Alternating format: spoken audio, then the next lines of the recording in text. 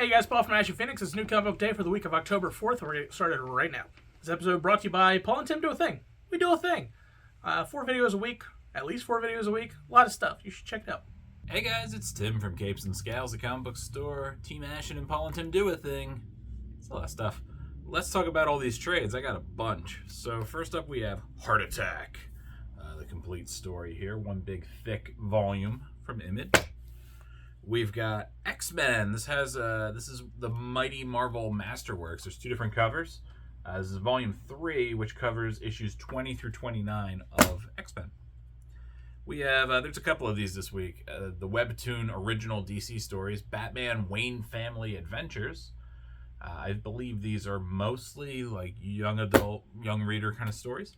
We got Junk Rabbit. Matt loves Junk Rabbit. I love Junk Rabbit. Love Junk Rabbit, for sure. And he also likes this, Doctor Strange, Volume 1, question mark? Probably. Yeah, it is. This is the most recent 1 through 5. We have Ghost Rider by Ed Brisson. I remember reviewing issue 1 of this and digging it quite a bit, dealing with Johnny Blaze being the king of hell, as one does. Cosmic Detective. It's Jeff Lemire and Matt Kint, and that's all I gotta know. It looks pretty cool. I've not read any of this, but man, what a pairing. Gotta love that. X-23 Deadly Regenesis. 1 through 5 of that most recent miniseries. We've got Phantom Road, which you were up and down on, but ultimately, Matt, I think you liked it, right? As a whole. As a whole? Might do the other Jeff Lemire book this week instead. That Yeah? Cosmic Thunder thingy. Thunder. Yeah. Thunder. Parasocial. I don't know anything about this. Oh, it's Alex DeCampi and Erica Henderson. They're both very good.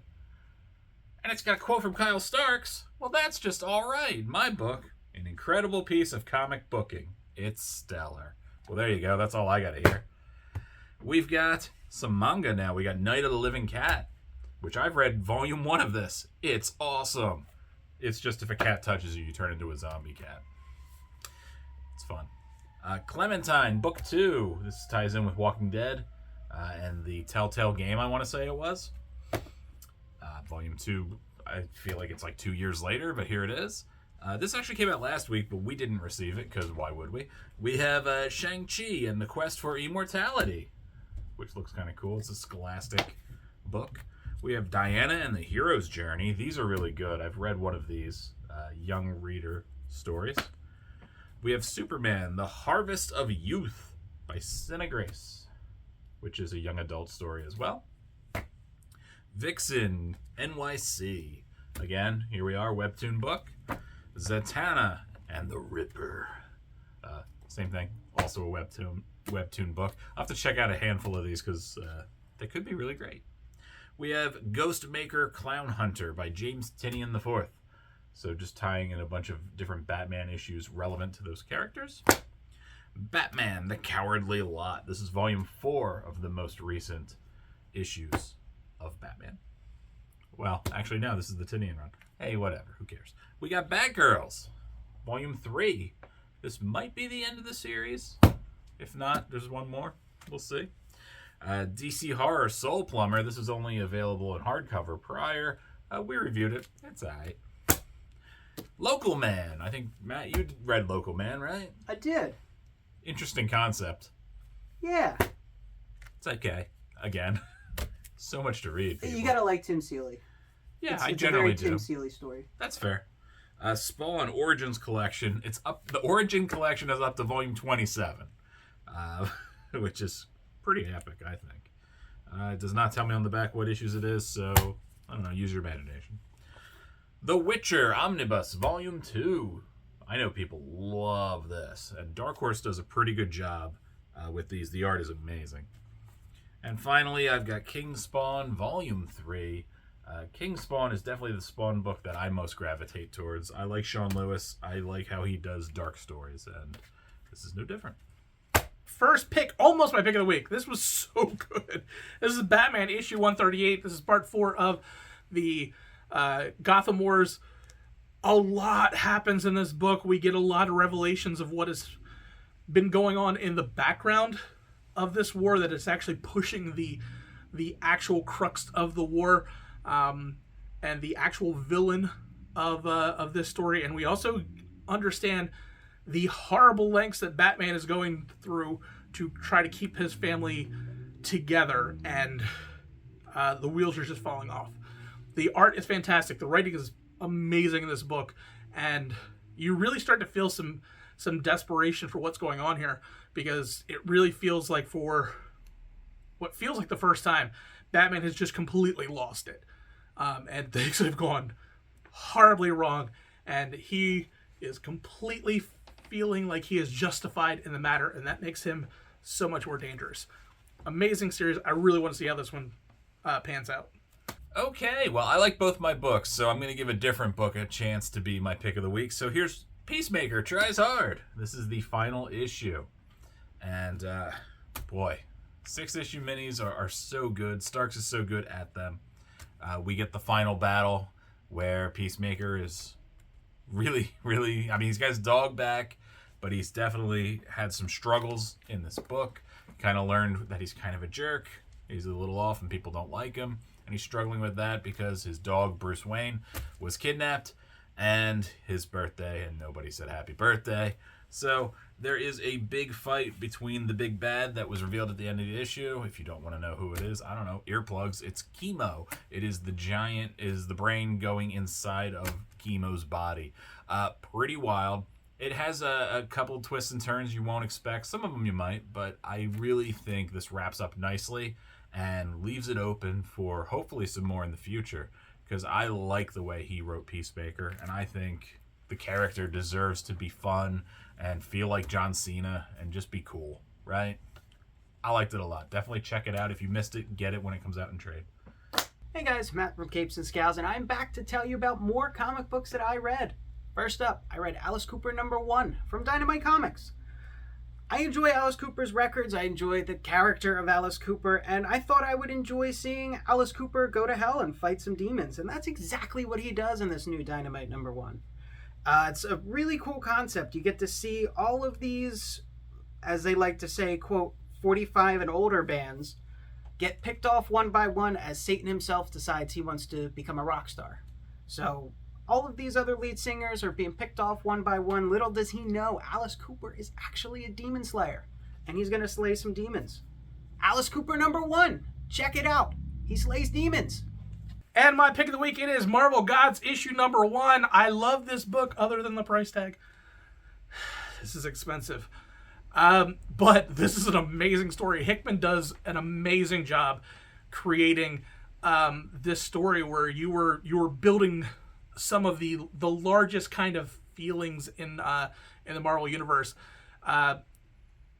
Take the mystical issues that happen with Doctor Strange and then like multiply them by 10. That's basically what we're dealing with. We're dealing with the powers that be and the natural order of things, and our main characters win.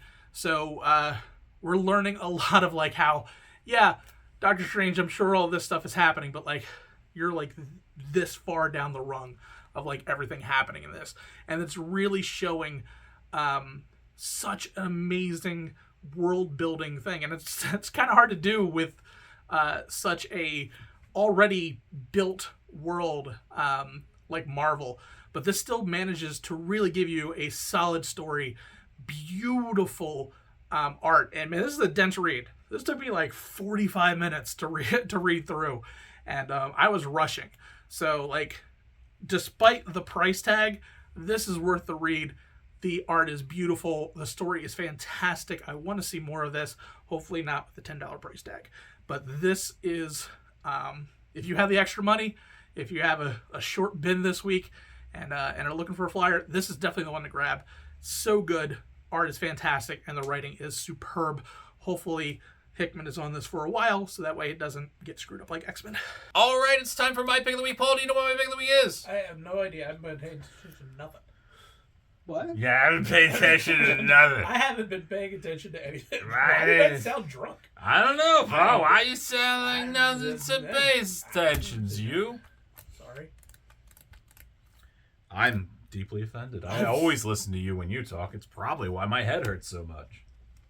Anyways, here's what it is. It's The Midnight Show. Hey! The Midnight Show. It's a spooky. Okay. Because we're entering spooky season. Ooh. Oh, man. Scary wind noises. My one weakness. This is by Cullen Bunn, because of course it is. It's a horror. Cullen Bunn love horror. But I want to talk about Brian Hurt. Brian Hurt is the artist, and the art is awesome in this. I think it is perfect for this kind of story. I don't know if they did the coloring as well, but just like the combination of this colorist and that art. Nope. Bill Crabtree did the coloring. The combination of these two is very good. What this story is about is people discovering a lost film of a famous 50s movie director, a monster movie director. And they've recovered this long lost movie. The studio had a fire. They thought it was gone forever. And now they're going to view it for the first time. And it is very much both like making fun of all us nerds and at one breath, like, we're very silly people. But also then we're talking about different tropes. And you get to see scenes from the movie, and then you also have them interspliced with scenes from people watching the movie and people around town, and you start to realize they're kind of merging for some unknowable reasons. So monsters are appearing in the town while people are watching the movie and slaughtering people, because that's what they do. They are known monsters. There is, your creature from the Black Lagoon. It's not called that, of course. There's a Dracula, there's a Frankenstein. All these things are in this book, and it is pretty cool, and I love the character designs. They're very strong. To take something we all know and to make it still look interesting and different, I like that. I like that a lot. I think Frankenstein's monster is my favorite. But I won't give you too much more than that. Just know that this is a bizarre story. I don't know why it's doing what it's doing, and I really don't care because I had a good time, and there will be more to this. So you just want something different, horror-related? Check this out. And my pick of the week this week is Transformers #1 from Image. I was really excited to hear that they were rebooting Transformers, and I was very excited to hear Daniel Warren Johnson was going to be on the book. I really enjoy his art. And this was a really cool introduction to the story of Transformers if you haven't seen it from the beginning. It does have a little bit of a twist. We don't see the same characters that we typically see. There's most notably one big exclusion from this first issue, and even the mention of his name kind of makes the other Decepticons uncomfortable. I'm excited to see where this is going to go, because it got dark quick at the end of this story. A Decepticon kills somebody. I don't remember Decepticons actually killing people, so I'm interested to see what dynamic that's going to take. Transformers #1. Check it out. All right, guys, that is it.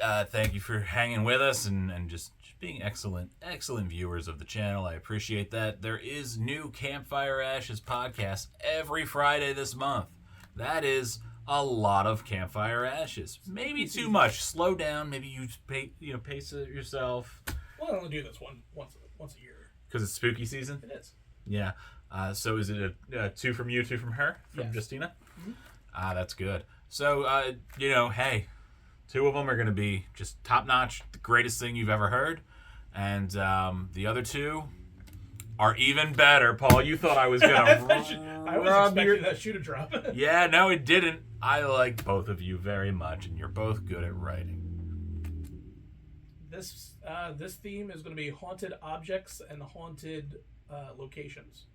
Haunted objects? I love haunted objects. They move around the room, do whatever they want. They're so silly. Anyways, that's it. Go do something fun. Go do something nice for somebody. How about that? Go be nice, people, will ya? You guys are always all mean and grumpy and mad about the world. Who gives a crap? Go be nice. Go be nice, damn it.